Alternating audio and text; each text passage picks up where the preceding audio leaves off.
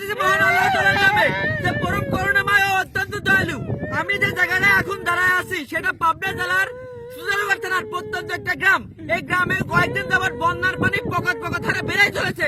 সেই কারণে এই যে মালটাকে এই যে চাচাটাকে দেখতেছেন, সে অনেক কষ্ট আছে। তার বাড়িঘর সব তার মুখ থেকে শুনেন। চাচা কি হয়েছে একটু খুলে বলেন তো। ভাই ভুলে গেছি। একটু পুশ করিস। আপনি বলেন যে আপনি সবকিছু বাড়িঘর সবকিছু তলা গেছে, সবকিছু ডুবে গেছে, এটি একটু প্রকাশ করেন। একশো আমার ঘর বাড়ি সব ডুবে গেছে, 3 দিন না খেয়ে আছি। বউ বাচ্চা নাই? বউ বাচ্চা নাই। আপনারা দেখতেছেন এই যে চাচাগুলা কি কষ্টের সাথে, এটা আস্তে করেন, কি কত কষ্টের সাথে দিন কাটাচ্ছে। আমি ক্যারিস্টার কুমন এটা দেখে চুপ থাকতে পারি নাই। আমি এবং আমার টিম মিলে আমরা এই প্রত্যন্ত অঞ্চলে চলে এসেছি শুকনো খাবার নিয়ে। টিম, শুকনো খাবারটা দাও।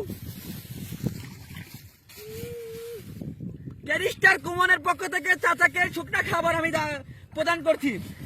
আপনারা একটা জিনিস ভেবে দেখবেন, এখানে প্রচুর পানি, এত পানি যে আমি এত বুক পানির মধ্যে নেমে গেছি। সেখানে মানুষ কত কষ্ট করতেছে, শুধু এই চাচা না, অনেক মানুষ কষ্টে আছে। তাদেরকে হেল্প করার জন্য এই যে স্ক্রিনে দেওয়া নাম্বারে আপনারা নিকাশ অথবা ফকতের মাধ্যমে টাকা পাঠাতে পারেন।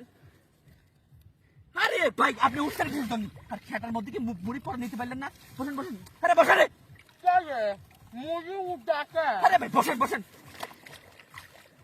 এখানে কিন্তু ভালো এডিট করা লাগবে, কিন্তু ফাঁসি দাও ভাই। আপনি কাঁদেন।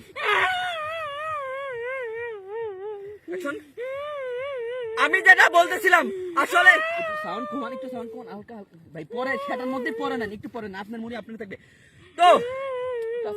আমি এই পানির মধ্যে, বুক পানির মধ্যে নেমে গেছি। দেখতেছেন এখানে চারিদিকে কত পানি। এরকম অসহায় হাজার হাজার পরিবার রয়েছে।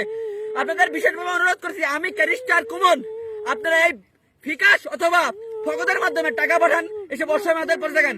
আপনারা কিটার মধ্যে টাকা তুলতেছেন যেখানে এত অসহায় মানুষ বন্যার মধ্যে পড়ে আছে। আমাদের সকলের উচিত এরকম অসহায় মানুষের পাশে দাঁড়ানো।